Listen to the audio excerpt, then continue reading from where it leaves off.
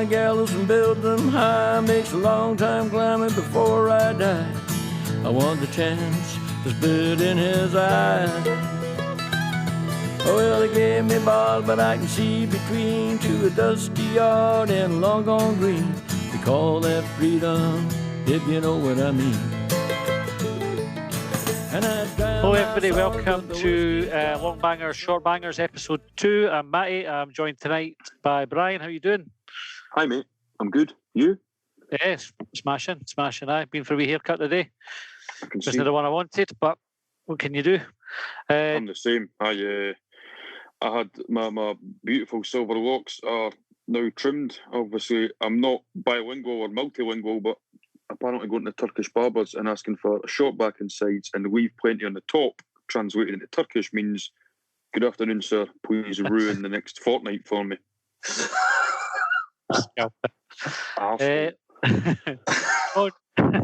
John's on with us as well. John, you've not been for a haircut today, have you? No. Do you know what? I was getting haircuts during lockdown off the wife. She was doing the dog and then she was doing me. The hair, that is. No, again. I think I got too used to it, and I just can't face the prospect of having to phone up the Turkish barbers and asking for an appointment. I just want to drop in, but it's not possible during these COVID times. So I'm letting it grow out. You're mentioning Turkish barbers, right? I was in Tesco where I frequent quite a lot. And do you know when you go past somebody and you recognise them, but it's harder now because everybody's wearing masks. And so I clocked this guy and I was like, oh, I ken that guy from somewhere, which isn't unusual for me either because I've got a terrible memory for faces, so it generally takes me a wee bit to kind of suss who they are. And so I'm going around the shop and thinking, where did I ken him from?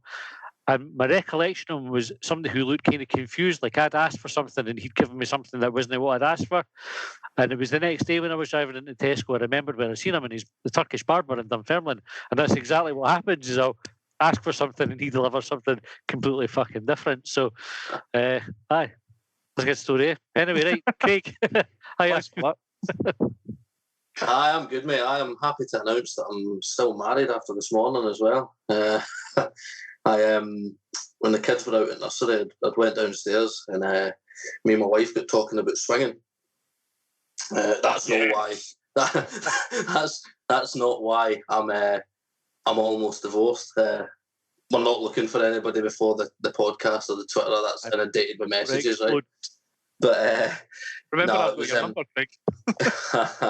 It was the pampas grass at the front. Now I've got. I went downstairs and I think it was Louis Theroux done a documentary on it, and it was on the telly, so we got talking about it. And it reminded me of a terrible joke, but she didn't take it too well. It was what has monogamy and polygamy got in common? Don't know. One fucking woman too many.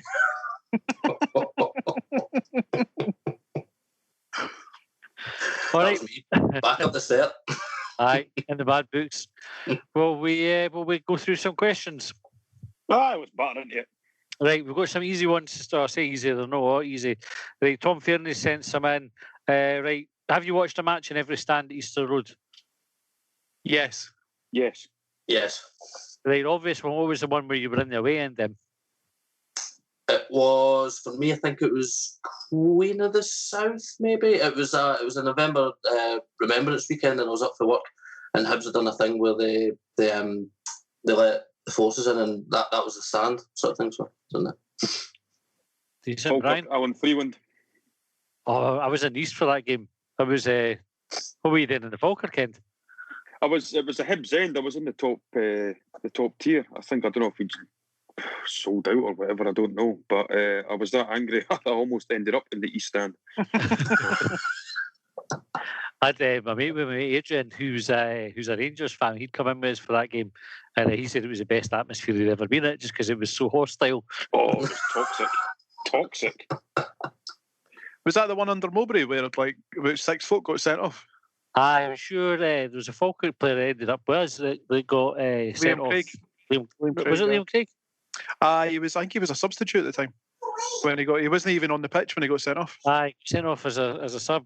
That was an infamous game. That's probably the worst refereeing performance I've ever seen outside of cup finals. Jeez, yes, indeed. Who never answered it anyway? What game it was? It was me. I've been in there for a derby when the East Stand was getting demolished. I've been in there way back when Hibs were in the First Division. I think it was a New Year game against, I want to say, Wraith Rovers. They're the two that spring to mind. Just say it if you want to say it. That's fine. We're not going to stop you. Like the first time, I went to the away end was a European game. I think it might have been FCA or Videoton, round about that era. Anyway, right. The next question: what, if any, superstitions do you have before a game? None. You're no superstitious at all, Brian, are you? Nah, it is what it is. I didn't believe that for a second. There'll be something. There'll be a shop. There'll be number of fags. There'll be something. What about you, John? I'm Definitely have, because you've talked about them before. I've got too many. And the thing is, the thing about every superstition is that they all get burst eventually, but you still keep going for them. So it's been lucky socks, it's been lucky pants, it's been walking the same way to the ground, it's been walking the same way away for the ground. What, backwards? Hi. Try and think if there's any particular. I've never bought a programme at Easter Road since way back when Hibs were, like, since late 90s when Hibs were in the First Division, because Hibs went through a spell where they were getting beat, and the week that I didn't buy a programme, Hibs started winning again. So that was that. That's been 20 odd years now. That's some unbeaten run. Aye. So aye. And that's the thing, like, Hibs have been relegated since then, and I'll just still never ever buy a programme. I think the only one I've got is I've got one of the old is it the 94 tops with the slope badge and the green and white stripes on the sleeves, and I've never seen Hibs win when I wear it, so it's under my bed. Just I've never had a Hibs strip with a Hibs player's name on the back of it either. I don't know. I feel like that's really, really tempting fate, because your temptation is obviously to go and get your favourite player or the player that's in form at the time. And I don't know. Surely you've got Nisbet on the back of yours. You would have to have Nisbet. If you have to get it now. That might be something I need to do. Just get Curvy on the back of it. I don't have any superstitions. I don't believe in all that kind of stuff. That's pretty boring. But just think, what will be? There's no point in me having lucky pants if the person sitting next to me is an unlucky bastard. Like that's, and they normally are if they're sitting next to me. I tell you what, Brian's had some unlucky pants, isn't he? Oh yes. Oh yes. All right, Stephen Scott's tweeted in. He said this was last week and we never had time for it, so I'll bring it in now. Phone or newspaper when settling for the morning evacuation? Surely nobody's taking a paper into the throne now. What was it? Sorry, can you repeat the question? Yeah, phone or newspaper when settling for the morning evacuation? Phone. Right, unanimous. Gavin has asked, how many 6-year-olds could each of you comfortably fight off? I wouldn't fight them. No. On you go. Give your reasons why. Who's taking that, John? My record's 12, but one better. I think it depends. If they were all piling on at once, it would be more difficult. But if you could get them to line up for it, as long as you could swing a good kick, you'd be laughing for ages. Like I think you could go through almost an infinite amount. Nah. I think. So I've got the image of you doing your keepy up is falling over on your ankle. Right. Well, an able person could go through an infinite amount. Nah, I wouldn't fight them. But they're 6-year-old. They're kind of that age where they're not daft, but they're daft enough where like you could wind them up. So I just tell them, fuck off. Santa's no real. You wee cunt, and your fucking dad punts your story. So do you want to be away green? Job done. Have your kids 6 yet, Craig? What was that? Sorry. Are any of your kids 6 yet? One of them's nearly 5, so round about. It's close. His answer then, right? Wait till they get to 6, you'll change your answer, right? Next question is for James. Who do we drop for Messi? I think he's got to fight his way into the first team like anyone else. Aye. Anybody. Right. Guaranteed starting spaces at Easter Road, especially if Scott Allen can't get in the first team at the moment. I think we'd have to drop Ron Gordon, give him some sort of head concussion or something after that to put the money out for him, because there's absolutely no chance he's coming to us, is he? I think Messi will probably be richer than Ron Gordon. Can't we buy him? Undoubtedly. Did you see Andy Murray touting Messi for a move to Hibs? Aye. Oh, could we get him on? Andy Murray? Deadpan. I think it'd be a battle of the deadpan legends between him and Brian. We'd have to turn the camera off, because you would be just sitting thinking you were dying on your arse. Like this is a terrible podcast. Nobody's engaged with this at all. Eating strawberries with spoons. Brian, Nicky, Andy Murray staring contest. That'd be pretty good. Let's do it. It was that easy. All right, Andy, coming on Longbangers. Andy, I can't listen, so get in touch. You can DM us on Twitter. Right, Ian Nicholson. While watching Sunday tea time games, do you go for the traditional roast dinner or something lighter, such as a baked potato or soup and a sandwich? Soup and a sandwich is more a lunchtime thing. It's not a Sunday tea time thing, is it? So what are you having then? Chippy. I don't know. Do you not think that roast dinners are overrated? I wouldn't have a roast. We didn't make them. 100%. 100%. Tins. Tins. Liquid dinner if the football's on. What we've started doing is taking Stephen's steak bridies round to Malman's to watch the football. So bridies and a couple of Scotch pies. That's decent. If you've been to East End Park, you'll have sampled them before. Have any of you sampled tinned haggis? Oh God, no. No. What? Not deliberately. No. I saw a can of it down at Lidl recently, and I thought, shit, I wonder what that's like. Should I get it? Should I have it on toast or something? And then I've just never done it. And because it doesn't seem right to have it, especially because I've always had this feeling that haggis is only available in January, like for Buns Night, but actually it's available all year round. So what the fuck is the point of tinned haggis? Should I have it on toast? Was that the first thing that came in? Aye, but it doesn't seem like the sort of thing you wouldn't whip out for Buns dinner, would you? Like your Buns supper, sorry, you wouldn't whip out a can of tinned haggis and read a bit. What was it? The ode to haggis with buns. So what is the point of tinned haggis? It's just nonsense. Anyway, move on. Your homework for next week, John, is to try it. I'm like that with evaporated milk. Is that not just an empty jar? Well, waste of time, eh? So I'll maybe a can of some tinned haggis next podcast. On toast. Or give it away as a prize. Who knows? We need to find out about it. Right. Just a disclaimer: if you do it, John, we're not liable for any medical bills that might come on the back yet. So it's at your own risk. Listen, I think my immune system's pretty fucked after the corpse soup, so that's probably a good disclaimer to have in there. I'll tell you one thing I've noticed about the podcast already tonight is all the pent up swearing that we refrained from doing on Tuesday night has come out already. Was it me? Are you talking about you have? Well, we all have so far, so it's all right. It's fine. Somebody pointed out today that the wee explicit logo doesn't show on one of the, I think it's Spotify. So I've had to contact them to say that should be shown that we've got bad language on our podcast, because the guy's 11-year-old son had came to him saying it's okay, it's not got the E, and it's called Blowjob Tutorials. So, whoops. I've also announced that Santa Claus isn't real either. So. Well, that's even worse. That's really going to dwindle the numbers amongst our 6-year-old listeners. It's ruined my night. So, right. Peter Brown has asked, have you ever fancied one of your mum's pals? Yes. Do you want to elaborate on it? Oh wait, no. Sorry, I thought it was pals. Not your mum, your pals. Well, what about one of your pals' mums?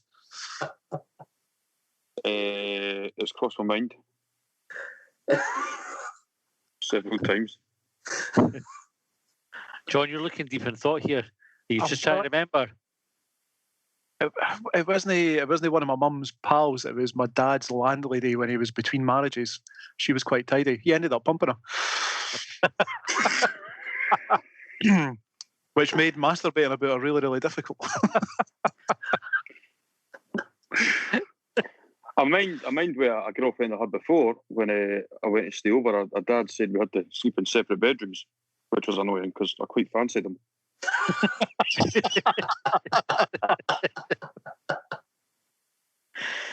Right, David Grierson has asked, once fans are back, should Hibs hire 2 pitch side screens like Pro 14 Rugby? And which 2 corners of Easter Road would you place them? So do we need two screens? Kind of was talking as getting 1 screen in, but do we need 2? Nah. There must be a reason behind it if he's brought up the rugby. Don't really watch rugby, so nah. Yeah. See or where you're placing it, because obviously Hibs are talking about getting the big screen anyway. So see when you're thinking of where it is, where do you think they're putting it? It's got to be in between the East and the Dunbar. You know where the big Carlin sign was, because then it's for if they put it on the other side for the away fans, then you'd be a bit hacked off. When that'd be another good thing to drip about. That's where I think they would put it as well, but I wasn't sure whether that was just because that's like the corner that I'll look at the most for where my seat is. So it just, I suppose what I'm asking is whether you would just naturally think it would be opposite for where you're sitting.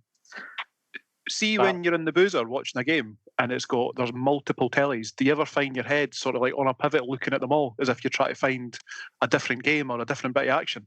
I'm married with 3 kids, mate. I didn't get to the pub to watch football. I'll pass on that, Ian. Oh, well, I do. And so I didn't need any more distraction in the Easter Road, basically. Fair enough. Right, we're running out of time. So Dean Trainer asked, which Hibs player has wound you up the most for being pish and why? Jesus. Eduardo Hurtado. Hurtado, why? I remember reading about him years before he came to Hibs, where he was apparently brilliant, and then he turned up and he was not brilliant. I don't think his case was helped by the fact, or his cause was helped by the fact that he arrived around about the same time as Nelly Furtado was out, if I remember right. So you could have naturally just called him Nelly. I read it. Right, Craig, which players annoyed you the most? Oh God, Rowan Vine. It's hard to see past Rowan Vine for a question like this, isn't it? He's possibly not even just because he was bad at what he was meant to be doing, as in like striking or whatever. He was just a fucking shit. There was nothing good about him. No. Nothing. John. Danny handling. I don't know why. I try and make a case of never being annoyed or ever getting upset about a Hibs footballer, but his attitude really, really irked me. And I think the fact as well that he got that extended contract with the Butcher that kept him at Easter Road for ages, far, far longer than he ever should have been at Easter Road, just really fucking annoyed me. Anyway. Fair enough. You've got Zippy as well. Zippy Malkowski is one of the obvious ones. Dean mentioned him. And he says, not being a greedy fucker, which past player from Edinburgh's championship side have you hated in the past? So which Hearts player have you hated? Not only irrational, but Neil Poynton. I don't even know why I hate him. I just do. Ian Black. Ryan. I'm not prejudiced, to be honest. I probably hate them all equally. I didn't like Kenny Boyabua. Didn't like him because he did that stupid kind of pretending to shoot folk thing when he scored Easter Road. And he's another one in a long line of shite Hearts players that's managed to somehow spawn a goal against us. So I'll go for him. Or Gary Mackay because he's a fucking racist. Yeah, fair point. Right, we're going to skip through the questions now. Lee, how excited are you for watching Martin Boyle in the Copa America next year? # Squirrel on tour. Martin Boyle, 2 year, was it 2 year deal, 3 year deal he just signed? 2 year till 2023, I think it is. Happy days. He's obviously got the rest of his contract still to go. Absolutely over the moon, and possibly the greatest tweet, apart from maybe the 114 years wait is over, that Hibs have ever produced. Aye. Yep. The Wolf of Wall Street one. Phenomenal. Yeah. Outstanding. HIbs Alan asked which one of the regular Longbangers podcasters would win at a game of Longbangers. Well, it wouldn't be me. You've seen my keepy up skills, so I kind of kicked the ball the length of myself, so it wouldn't be me. Brian. Left foot's a wand. I think that Brian would win it as well. Right. Ryan asked who's got the longest banger. Me, not me. Definitely me. Kieran Power says, describe yourself supporting Hibs in 3 words. Not very good for my arithmetic skills. Unbelievably, hopelessly optimistic. Oh, Jesus fucking Christ. Is that your 3 words? Aye. I'll go for cups half full. Would you believe that's 20 minutes already? Wow. Can we keep going? I tell you what, we'll do another 2, right? A wee couple of bonus minutes for folk who are listening. Right, Christian Doidge, HSC, what's the most stupidest part of the body you've injured and how did it happen? Well, John. this is aimed at John, isn't it? Same to you, John. I'm sure I've talked about this before, but I broke my coccyx in Benalmadena when we got like a £5 Ryanair flight. Got really pissed, was walking home and slipped, fell on my arse, and I thought, oh Christ, that could have been much worse. I might have broke something. And then for the next 2 weeks, it felt like I was being filleted with a bread knife anytime I stood up or sat down. Well, funny you should say that, because I also broke my coccyx. I got in a fight with some boy and he kicked me right up the arse with steel toe caps. And I felt like I was getting filleted for about 2 weeks and all. So I did also once get my head trapped in the clothes horse. Wow. what? I can't remember if I must have been trying to put it down. And you know how clothes horse have got like the 2 catches at the side? I've gone in to try and get a better look and I've managed to close it on my head. There you go. Hunted. I had a bad injury. The worst injury I had is playing football, and I ruined my back. That was it. My back and my knee at the same time, just by fucking running. So that's not really a funny story. It just was fucking shite. I had an accident once with a sun lounger where I managed to crack myself over the bridge of the nose and burst it. That was in Cyprus back in 2015 or something. Okay. Anybody else want a picture of me one? I never really injured myself. Well, not quite, but I once slipped while taking a piss and somehow managed to wrap my... I was wearing a pair of Timberland boots. I managed to slip quite theatrically and I managed to trap my left foot behind the U-bend and I had to get pulled out.